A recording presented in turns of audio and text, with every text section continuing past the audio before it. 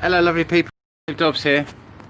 So I just thought I'd just give you this little message here. Look, I'm just. If I turn that round, I'm just at the Mary Magdalene Chapel. My mum loved this at the bottom of the High Street in Glastonbury. So lovely down here.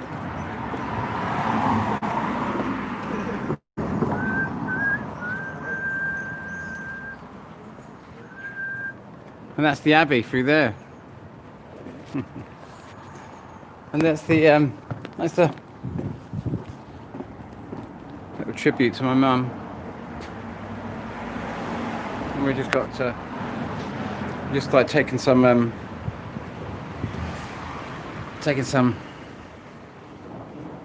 oh, keeping well, thank you, keeping well. And I'm going to go through massively all these comments afterwards, and on my phone, my Facebook, and my mum's Facebook, all the messages, all the WhatsApp messages, all the YouTube messages, the whole kind of like shaboodle of contact that I've got to open up.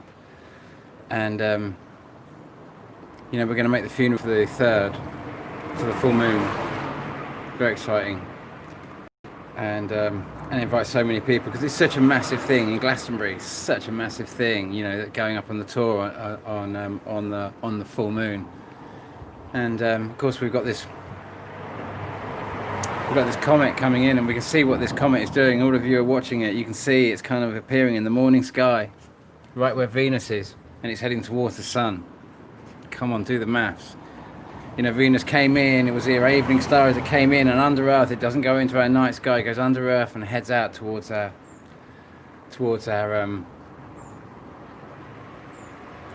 going faster than us. So it overtakes us on the inside, and as it comes out the other side, it becomes our morning star. And that's where we're seeing this comet coming in. And we know it so well, we've seen so many shots of it coming around, we know that's got to cut across our path. It's not the end of the world. This does this. This is the normal cycle of what this is. We've watched it so much.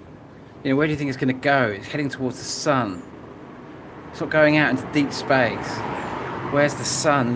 Look at the path where it's heading. It's so obvious where it's going. It's going exactly from the direction of the sun, pretty much. Admittedly, it's coming in on the north. It's coming in from the northern aspect of the solar system. It's the last aspect of this system, really, that is in the northern hemisphere of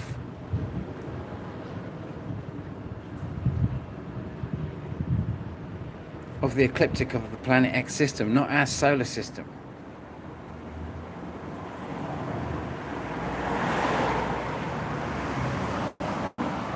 You know, we've got it all the wrong way round. You know, it must be so weird to see all these shots of Jupiter now. They're coming in at the moment. You know, when you see it in the night sky and Dave says, it's not Jupiter, that's da-da-da, what's he talking about? It's such a weird thing to say. I get it, it doesn't make sense, but what I'm trying to tell you is that the Jupiter, the real Jupiter, that Mr. MBB33 showed on his channel the other day, where you see the cluster, you see what looks like a sort of like it. Well, I'll show you it later when we get that. We've got so many sightings to catch up on, haven't we? There's so many epic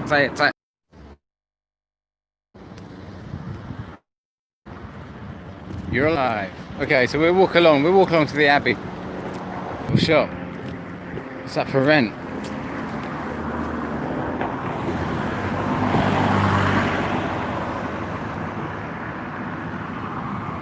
I like it.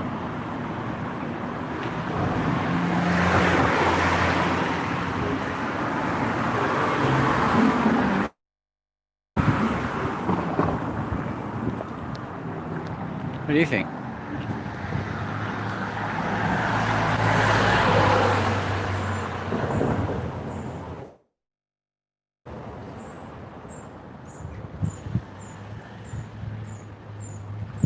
Right in front of the Abbey. It'll be a little bit cheaper in it because it's, who knows.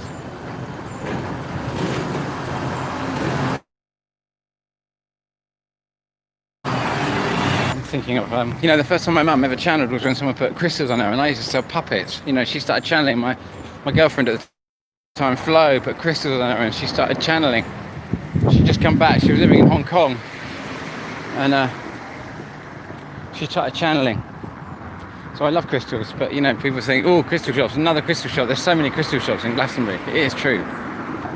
Crystals very are a massive part of the amplification, they help amplify sacred energy sometimes, and so it makes it possible for your kind of like your astral body. They magnify kind of aspects of your spiritual body, and so your astral body can kind of like pick up on the signal a little bit more. It's a bit, you know, you're just like, they're very, very powerful things, you know. I had Moldavite around my neck once.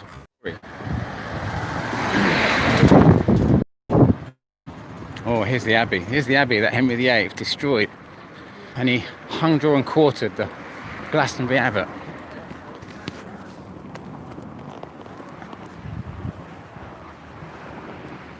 He basically had, see where the crown in there, I think it was that one. He basically had a throne made of gold, and he sat upon it, and he watched the abbey burn, and he watched the abbot being hung, drawn, and quartered for all the killing and suffering that he'd inflicted on the people.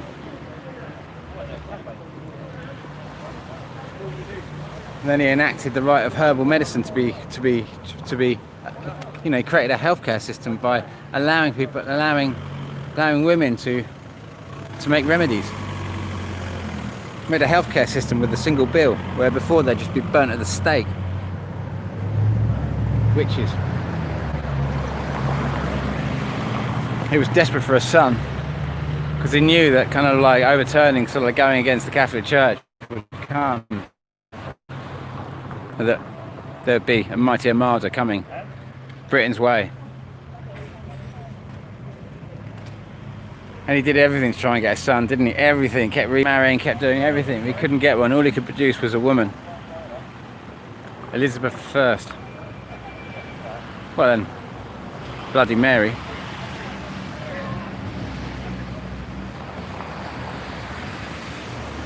Who was, whose daughter was she? The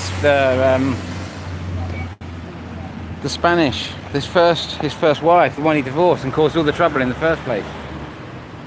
Not Antoinette, it was, you're all shouting out. Come on, someone write it on the screen.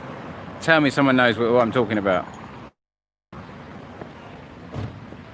Maybe I'm just talking to myself. But, all the love in the world. Anyway, I just thought I'd just kind of like post this and just like invite everyone into this last little sequence of me saying farewell to my mum, really, and opening this out to an audience of all of you out there that have lost mums and connecting to this space. And hopefully you've had an opportunity to connect to some of the sorrow that you had connecting to your mums, and go through that journey and shed a tear. Bless you for joining me anyway, and it's all the love in the world. Thank you.